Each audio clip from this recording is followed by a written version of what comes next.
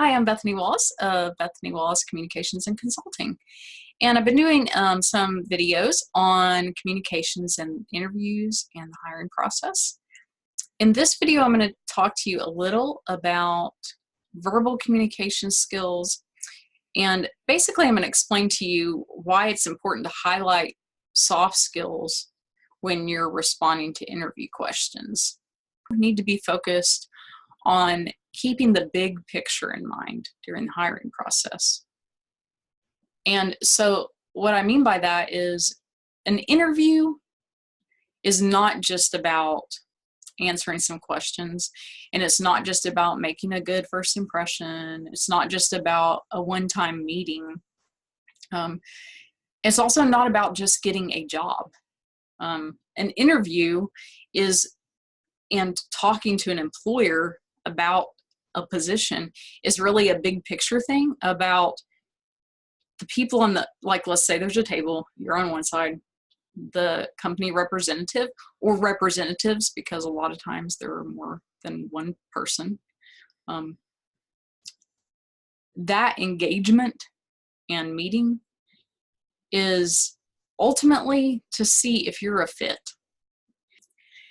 The bottom line is, when you're being interviewed, I'd say about 90% of the time, I just made that statistic up. What most people are thinking who are on the other side of the table, especially if they in any way will ever work with you, is, would I want to sit in a little tiny rental car with this dude for 4 hours on the way to a conference? Is this person fun enough, or at least not annoying enough, that I could stand being in a tiny car with this person for 4 hours without losing my mind? If the answer is then I can almost promise you that you will not be selected for that position.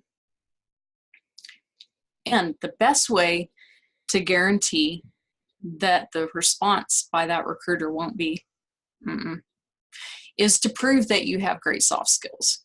How do you prove that you have great soft skills? Well, first of all, possess them. If you don't have great soft skills and you know it, you need to get some coaching. So you need to work with someone who does soft skills training and coaching, like me, and admit that you have a problem and you need some help. And if you're told repeatedly by people like, yeah, you probably need some help with your communication skills, then the common denominator is you, not all of your friends being wrong. The second thing is, if you feel pretty confident about your soft skills, like you know that you're pretty great at time management and productivity, and actually you have pretty strong communication skills, and if you go through a list of communication skills on any top 10 communication skills list online, and you feel like, yeah, I feel pretty good about that. I mean, I could be delusional, but I don't think so. But you don't know how to incorporate those into your interview responses, then watch the next video, because I'm going to tell you how. Because you really need to showcase those.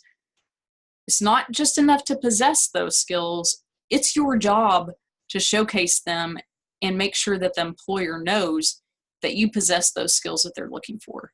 No one wants to hire someone who has a lack of personality, a lack of character, or a lack of interpersonal skills or soft skills.